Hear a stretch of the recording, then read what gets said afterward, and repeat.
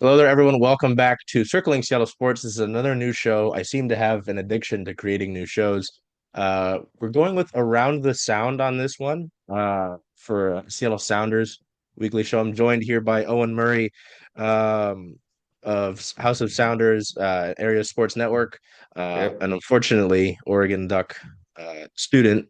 I've got two Ducks that I work with now in Oh, it's in brutal. in Owen and Becca. So they're nice Yeah, enough go people. No, Ducks. I know Owen through Sounders coverage obviously and seeing him around, and it's always great when I'm actually able to see him around because obviously he's got, classes down in Eugene. But yeah, I wanted to get this Sounders show going and talk about this team because obviously the Sounders are one of the top two, I'd say, most successful teams in this city. Yeah, Uh, sounds about right. and they did something right before we started recording, Owen. So we'll get right into that. The per Tom Bogert here on lovely Twitter, the Sounders have shipped off midfielder. He was being transitioned into a center back. Josh Atencio. Seattle gets 1.3 million general allocation money plus add-ons. Atencio remains a U22 initiative player for Colorado.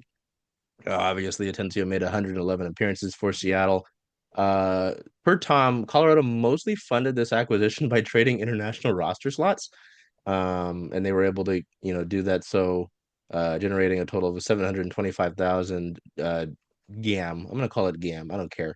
Oh Plus yeah. two first round super draft picks by selling those four international roster slots this offseason. So, oh yeah, I mean, this is not how I expected to start the show or the day. Are you surprised at this? Because again, like all this stuff that we had heard in the offseason with Josh was that, there was the plan. Well, I guess more so when we got to preseason training, right? Was Yeah. that he was going to be transitioned to a center back here, per Craig Weibel. I don't know. What do you think about this and just sort of the knee jerk reaction sense? I think my knee-jerk reaction to that is that it's going to be okay. They've done a lot to really boost their depth. They picked up Leo Burney from Ballard, who I know you've seen him play. I've seen him play. He's a really solid Mhm. player.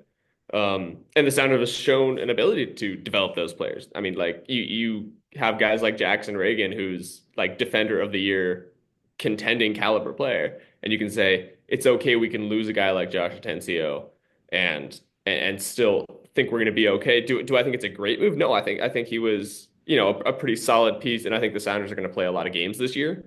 Um, and I think depth is going to be really important in not having that player to roll into that midfield spot or a center back spot. He's so versatile, especially when you're, you know, most likely lose a guy Obed Vargas in the summer. Yeah. It's gonna hurt later on. We're gonna look back and say, man, if we had Josh Atencio, you know, this game might be over. Yeah, I think the biggest thing, like you mentioned, is the depth. Just like you said, I mean, what, Seattle's in five separate competitions this year, or is it four? I think it's Um, because the Defiants are playing Open Cup, right? that's right. Yes, Yeah. that's right. Okay, I was like, there's one that they're not fully involved in. Yeah, I mean, I'm a little surprised just because, I mean, he's 23. They talked so like the last few years. What I remember specifically after the year the Sounders missed the MLS playoffs, was Brian Schmetzer. I remember very vividly listening to this after they lost to, I think, the Earthquakes. Brian Schmetzer said, "We need to play the young guys more, and we're going to make a concentrated effort to do that." And they kind of did that, not maybe in the way that I thought they would. I didn't think Paul Rothrock would get the minutes that he did, but primetime Paulie showed out. Um, just I don't know. I think that's mainly the surprise for me is the confidence that was shown in him and the ability to like, hey, we do have a lot of midfield going here. Hmm. We see your potential somewhere else, and we have confidence that you can do that. So yeah, I mean, I don't.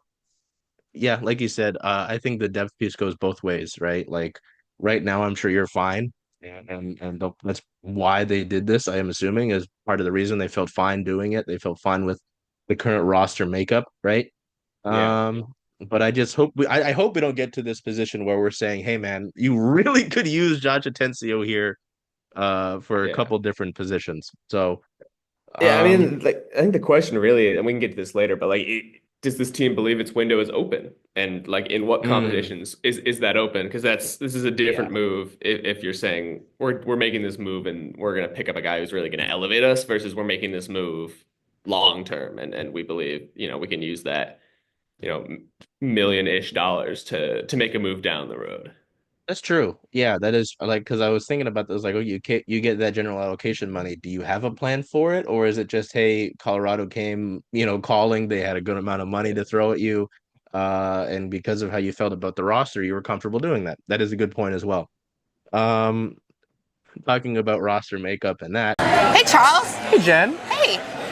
So where are you going to watch all of the Sounder away games this year? Away games for the Sounders. Well, since Rough and Tumble is the home of Circling Seattle Sports, I was thinking of coming here if that's okay with you. I think that's a great idea. Go Sounders. Hope we see y'all here.